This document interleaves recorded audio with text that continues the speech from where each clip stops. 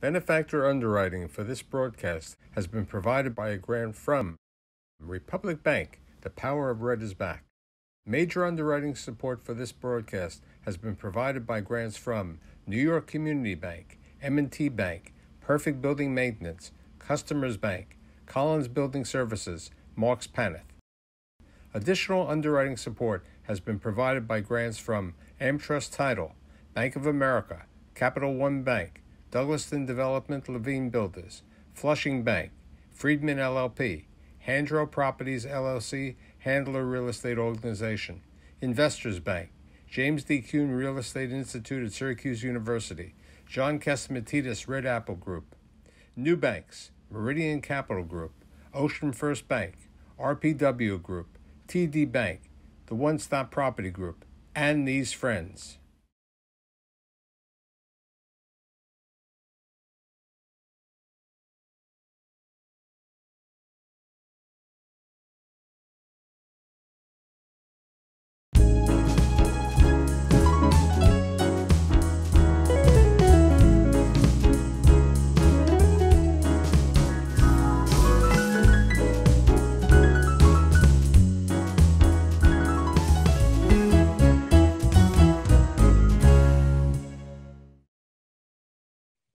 Florence, Italy, New Jersey, Williamsburg, and then traveling all around the country and around the world as the leading publishing executive, and then changing his career later on and becoming the president and CEO of the Museum of Jewish Heritage, a living memorial to the Holocaust.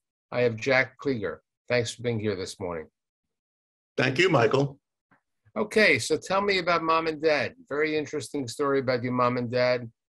Tell me about it. Well, my mom and dad met after each individually survived the Holocaust in Budapest in 1945.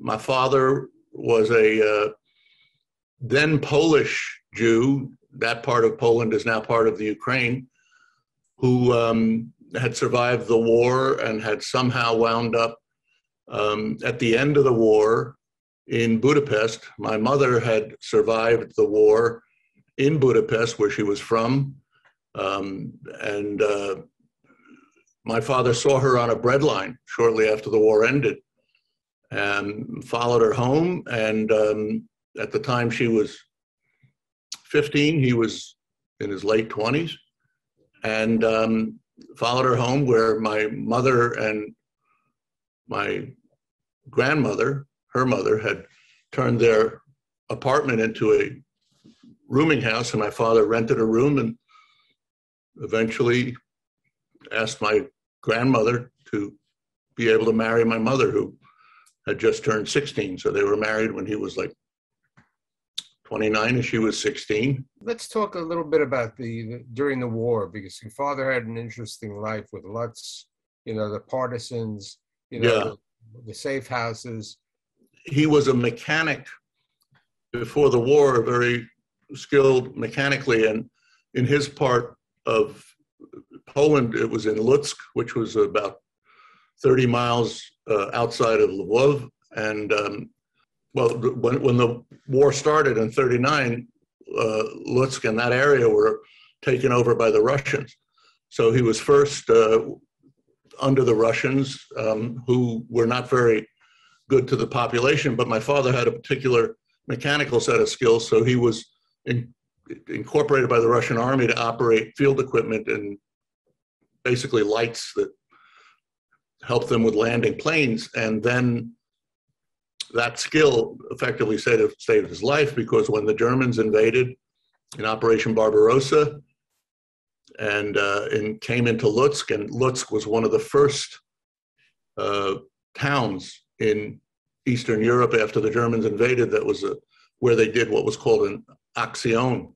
They eventually massacred almost all 25,000 people in Lutsk. But my father, when the Germans came in and captured that field equipment, he was one of the only people who knew how to operate it. So the Germans would take him out at night to be able to operate the equipment. And then after a couple of times doing that, he told me a German soldier who had sort of taken pity on him had told him they know how to use the equipment. Don't go back. You're not of any use anymore. So he and another Jewish prisoner stole some equipment, cut through, and escaped. Shortly afterwards, the entire ghetto was liquidated. But as a result of the escape, he was able to live in the forests, which is what, there a very small number of Jews in Lutsk had actually escaped, less than 25. And they lived in the forest. Some of them, my father included, joined the partisans. And eventually, they were picked up by the Russian army, where he was pressed into service as a driver. And so during the rest of the war, he was in that campaign that pushed the Nazis west, that is. And then at the end of the war, he was in Budapest when the war ended, and he was there. He wasn't going to go back. There was nothing left for him in Poland, and he became a black marketeer. As a black marketeer, he was able to traverse borders, and he decided he wanted the whole family, my grandmother included, to move to Italy for a couple of reasons. One, it was a good place to do the black market. He and a couple of other survivors formed a little syndicate. And two, they had planned to leave Europe one way or the other and go to either America or to Palestine. And the place to do it from was Italy. So he actually, we were smuggled across on trucks with the help of the Jewish Brigade. I don't know how much you know about the Jewish Brigade, but they were instrumental in helping to evacuate Jews from Eastern Europe in what was called the Bricha. Anyway, we were smuggled across in trucks from, I think it was Graz in Austria, over the border to Tarvisio in Italy, and eventually they wound up going to Florence, my father, my mother, and my grandmother. Now, I think it's interesting that they were married on February 10th, and I think you were. I was born a year after they were married in Italy. I was the firstborn into the family after, they lost almost everybody else. So how'd they end up in Perth Amboy? Oh, well, there was a debate. My father wanted to go to the United States because he had family there. My mother wanted to go to Palestine, and they just decided my father said, if the baby's a boy, we're going to go to the United States. If it's a girl, we'll go to Palestine. And that wasn't meant just as a coin flip, but he knew that there would be a lot of war in Palestine, and he'd lost so much he didn't want, if I was a boy, to have to grow up in military. So we wound up deciding, therefore, to go to the United States. We waited for 1950 because we were about to get over in 1949. We were cleared, but then my mother got pregnant with my sister, and that put us back until my mother had her, and she was at least 6 months old. And so we came when I was 3.5 in fall of 1950, and my sister was 6 months old. And we came to New York, and we went to Perth Amboy, New Jersey, because my family knew people. My father had been sponsored by his cousins, relatives who had moved here in the 1920s and established a business, a dry goods business. So my family helped sponsor him. I knew people in New Jersey, and he worked there in a little store in New Jersey. And then eventually from there, after a year or two, we moved to Brooklyn, to Williamsburg. Then your mother got sick, correct? Yeah, well, in between, and my mother had her third child, my youngest sister, who has since passed away, but she was born in 1951. And then about a year after she was born, my mother developed tuberculosis, as many survivors did, but my mother had 3 children in 4 years. So even though she was young and strong, she did have that latent form, and it came out. So she developed tuberculosis, and she had to go to the Montefiore Sanitarium in Bedford Hills, which is what they did in 1950, 52, 53. They didn't have vaccines yet, so they had to put them in isolation in sanitarium. So she was in a Bedford Hills sanitarium for tuberculosis patients with predominantly Holocaust survivors in the same circumstance, and was there for a year and a half. And so that's how she wound up being there. During that period of time, you were sent to an orphanage, correct? My grandmother was the only other family member really there, and my aunt was not well either. She had tuberculosis and recovered, wasn't in a position to take care of it. So me and my sisters were young. They were placed in foster care, and I was 6 when I went in.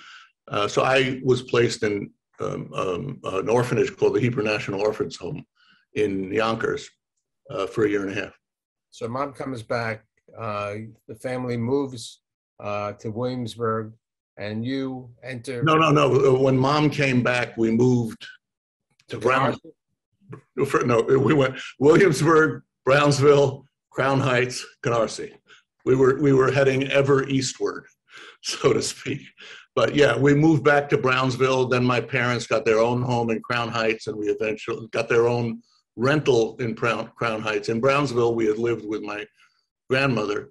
In Crown Heights, they had their own rental, and in Canarsie, they bought their own home. So steadily. People wouldn't know that you went to Yeshiva Chaim Berlin, then you went and you went to Samuel Tilden High School, correct? Right. I was up until I was 13, and we moved to Canarsie. I was a yeshiva bacher, as they say. I went to Chaim Berlin, and then at 13, when I went to Canarsie, I went to public school. Went to Samuel J. Tilden High School, and then Brooklyn College. Okay, so you're at Brooklyn College. It's 1968. You graduate. You're thinking of law school, but there was something happening called the draft. Yeah, and the Vietnam War. Right. So I became a teacher, as many of my generation did.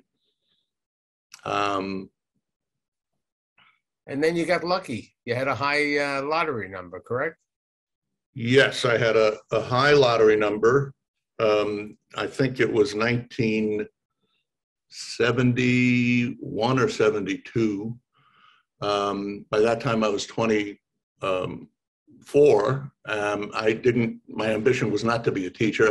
As you said, I had planned to go to law school, but at that point in time, when the lotteries came out, my father got sick. He'd been a cigarette smoker, and he developed lung cancer.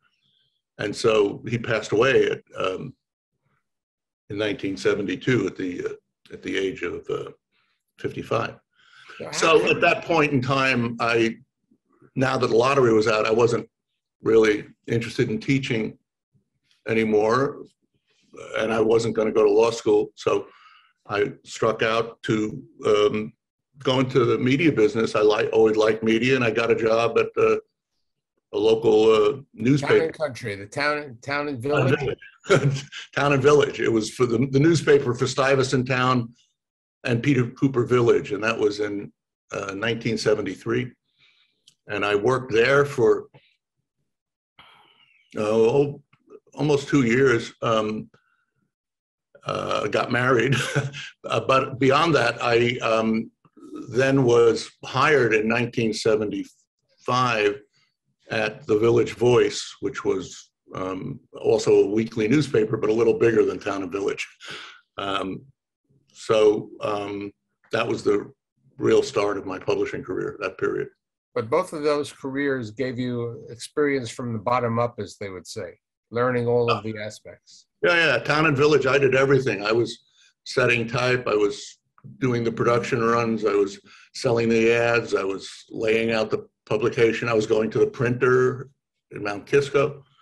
And then when I was hired at The Voice, I was hired as one of the ad salespeople, but I probably knew more about how to do a weekly newspaper than most of the people there. And shortly after I was hired, there was a a union organizing effort taking place at the newspaper, and they needed someone to replace the classified ad director who had been a terrible person. But anyway, they asked me to be classified ad director and then ad director. So I wound up being ad director of the Village Voice by 78.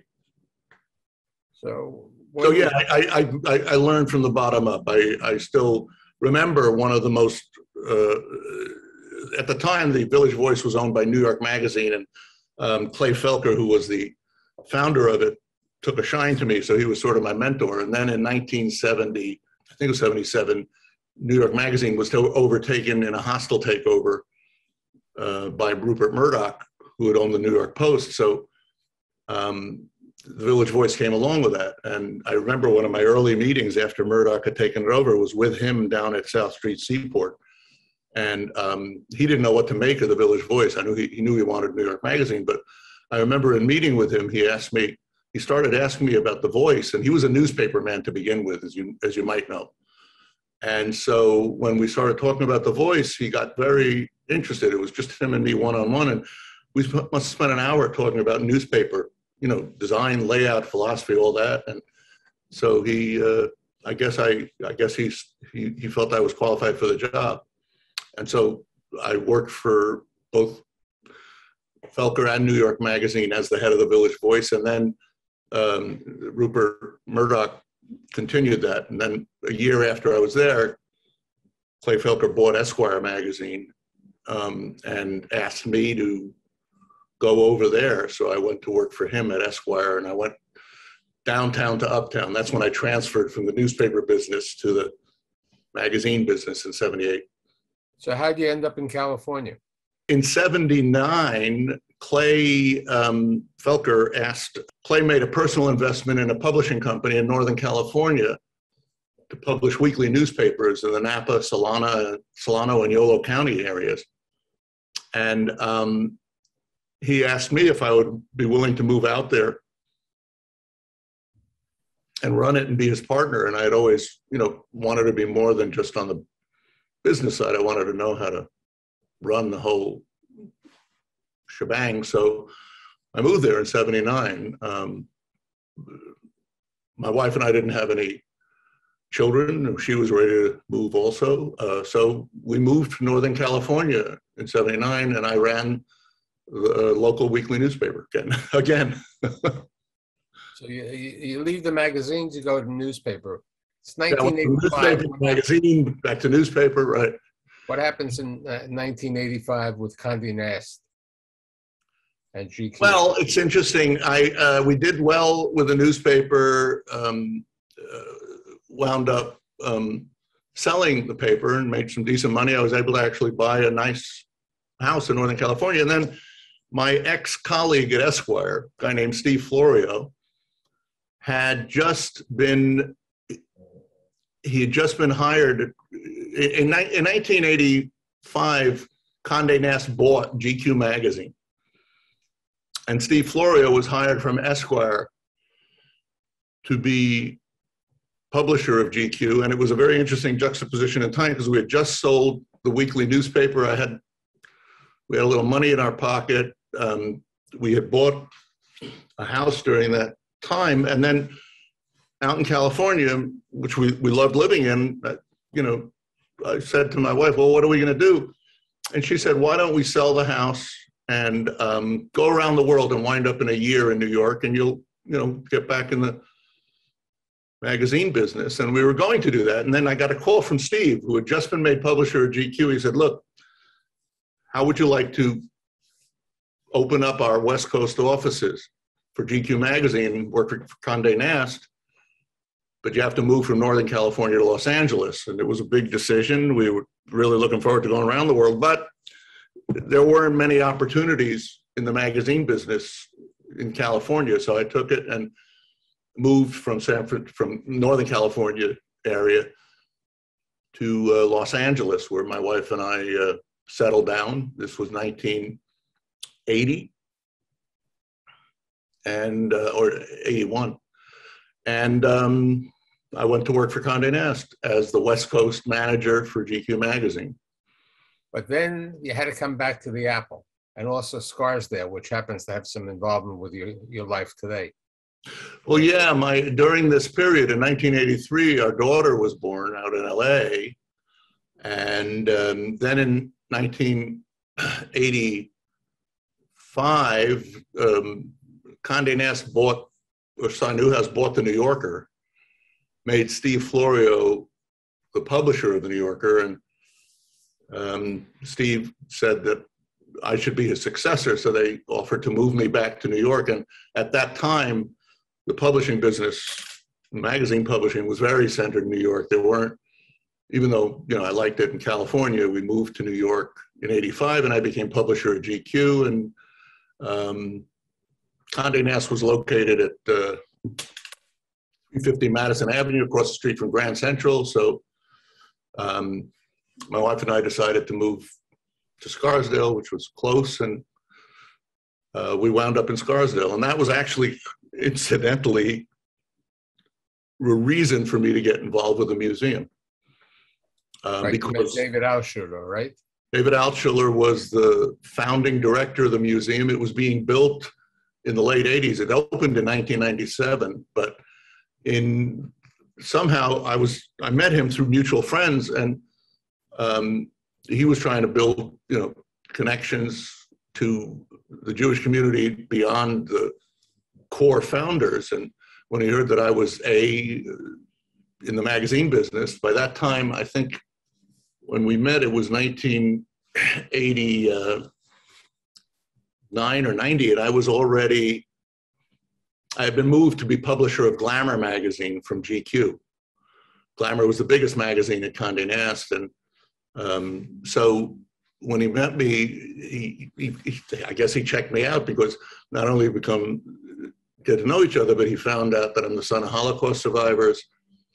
The magazine business was not heavily populated with Jews or Jews who admitted they were Jews. I was both. I was not only Jewish, but very open and proud about it.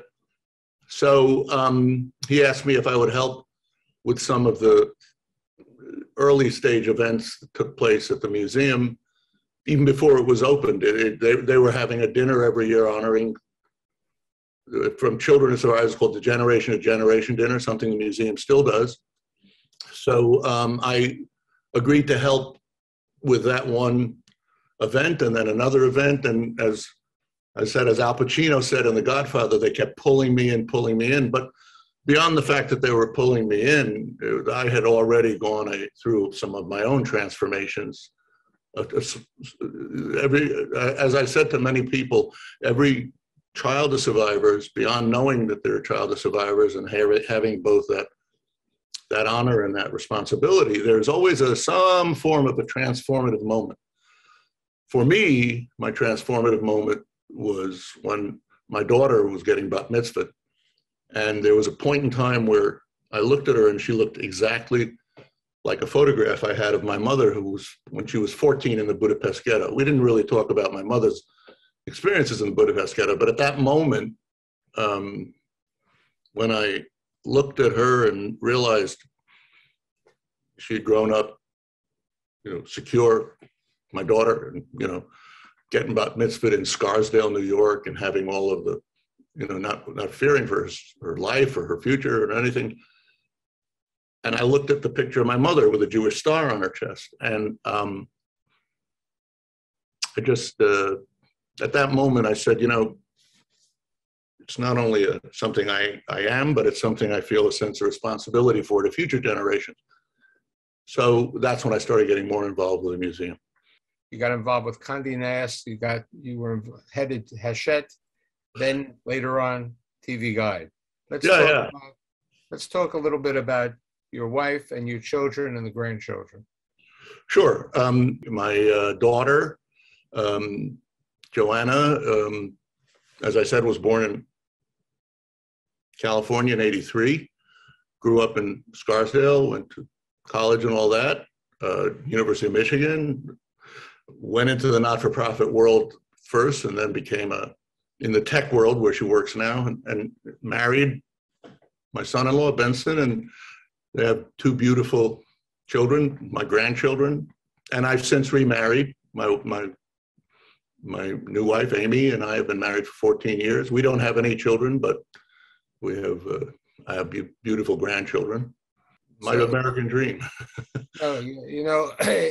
It comes full circle becoming the president CEO of the museum, following your history and the tradition. And it was good that you got the job at Town and Village because it taught you the initial parts of publishing.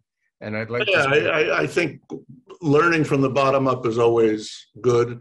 That I was asked to become a member of the board of trustees in like 2003 of the museum. So I was highly familiar with the museum and worked there as trustee. When they asked me to step in on an interim basis, now become permanent, I was highly familiar with the organization. It wasn't quite bottoms up, but it was high familiarity when I had to move into the role. And you're doing a great job. And I'd like to thank you for being my guest today. You're welcome. Thank you very much.